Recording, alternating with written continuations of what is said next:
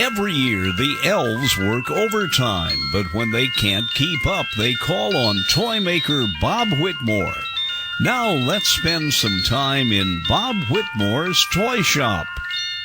Well, hi, let me get... Oh, darn, they leave more stuff around this place. I tell you, it's just a pit. By the time Christmas Day comes along, you'll probably not recognize this place. Anyway, listen, we're going to have fun today. We're going to make some phone calls. I got a message on my machine here. Lou Philpott wants to talk to me. That's odd. I usually call him, but we'll give him a call after a while. But right now, I'm going to show you, back in the toy place, back in the workshop, how to make one of my favorite toys. Now, when I was a little kiddo about your age, I used to visit my grandmother. And she lived down in that Indiana place. And she used to sit out on the front porch in a rocking chair. She'd rock back and forth. She'd rock over this way. And then she'd come around and she'd rock over this way. And she just had great fun. So we're going to get some wood. And we're going to build a little rocking chair for the kiddos. So join me, if you will. Darn!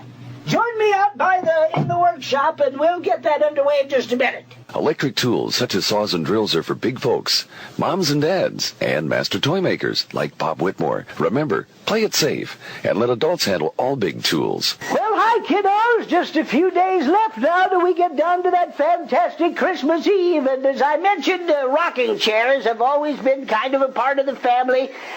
An important way of doing things, and I've just finished this one here, except I have to put one more nail in the back section. Let me get the nails out here, and I just need one more nail in there. There we go. I think we've got it. This looks pretty sturdy. I had to leave out some of the parts there for economy reasons. You know, a lot of people... You may know, I don't know whether it's happened in your family, people getting laid off, their jobs getting eliminated, but we had to cut short. Now, let's see how this rocks. Shouldn't be making that noise. Let's see if Debbie's around here. Let me call her. Say, Debbie, can you come in here? What do you want? I need you to test a toy. Sure. Okay, now, Debbie, you see that new rocker? It's not painted there. If you'll just sit in here. All right, now I'm going to have you rock back and forth. That's good. I shouldn't be making that noise, but does that feel comfortable? Yeah, real comfortable. You shouldn't be rocking that fast, Debbie. This is more fun than a roller coaster. Ow! Are you okay, kid? Yeah, can I ride it again? No, that's not the idea. That is not the... Look, I'll tell you what, you go back to your office and I'll call you after a while. Look, we're counting down the hours here, so let's call Lou Philpott. I'll meet you up front.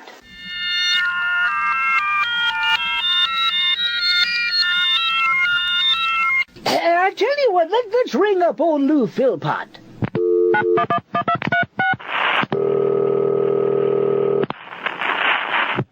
Philpott's Toy Parts. Say, Louis, Robert W. Whitmore over here at that big master toy building, and what's up? Well, Bob, I got your message there on my message machine. Works pretty good, don't it? Yeah. I made that out of old toy parts.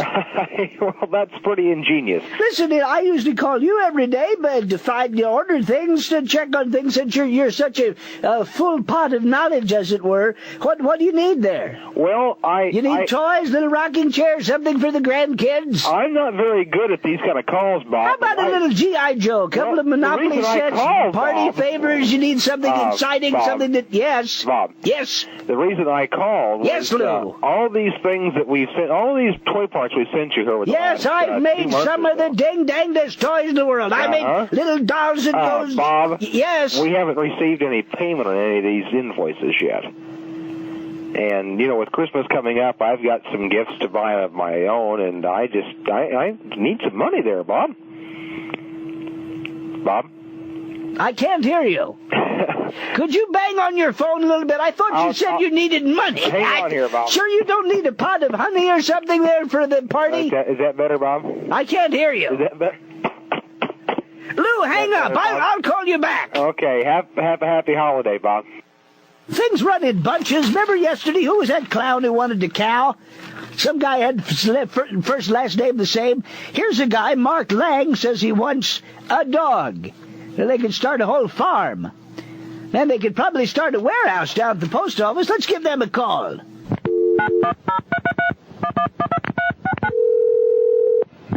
South North Pole Post Office. Well, hi, Danny. I bet you guys are just snowed under. We're just, days and hours here away from the big day. Days and hours, yes. Listen, you got any letters there that you haven't sent on? I'd be surprised if you had any still sitting around, because Sandy probably would have needed them by now. Maybe it's not too late. We've got a truckload ready to leave now. We'll go out and get one. By the way. Yeah, what's that? Carl Levish is going to be back tomorrow. Oh, he is? Yeah. Well, my goodness. He just sat at home all vacation. He didn't go to Orlando or any place? No, he likes it too much up here. Well, I do too. Listen, I'll tell you what. Why don't you put someone on to read a letter or so? Okay, here you go. And have a happy holiday. You have a happy holiday too. Well, thanks, Danny. Sure, I can read these. Elizabeth McAnderson, did I read that right? I think I did. She's of Henderland, Minnesota.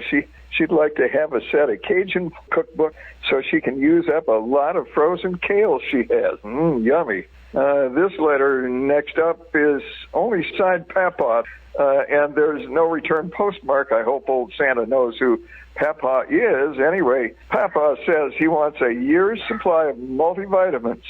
And Phoebe Peabody Peavy, she's of Walla Walla, Washington, says she needs new batteries for all the toys Santa brought her last year. And that's all I have for now. Well, wasn't that wonderful? I think this is my favorite part of the whole satellite show. Do you wonder if we can get through to the switchboard? Let's call Sandy.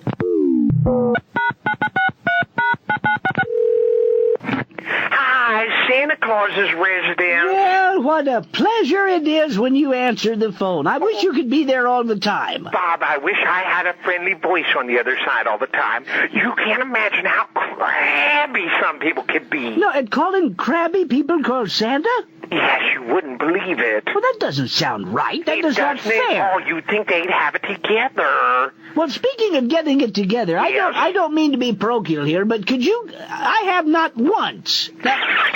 I have... And then I told her, I said, listen, Lon, you and I go over to the movies.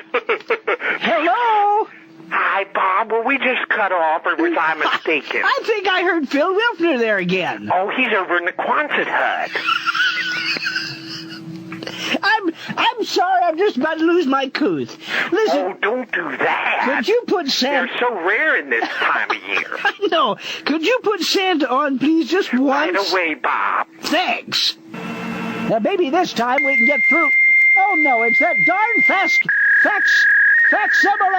facsimilary machine. Well, goodbye, kiddos. Remember to join us again when it's time again for another visit to Bob Whitmore's Toy Shop. This is the Shrivikman Radio Network, your network for the 1988 Winter Olympics.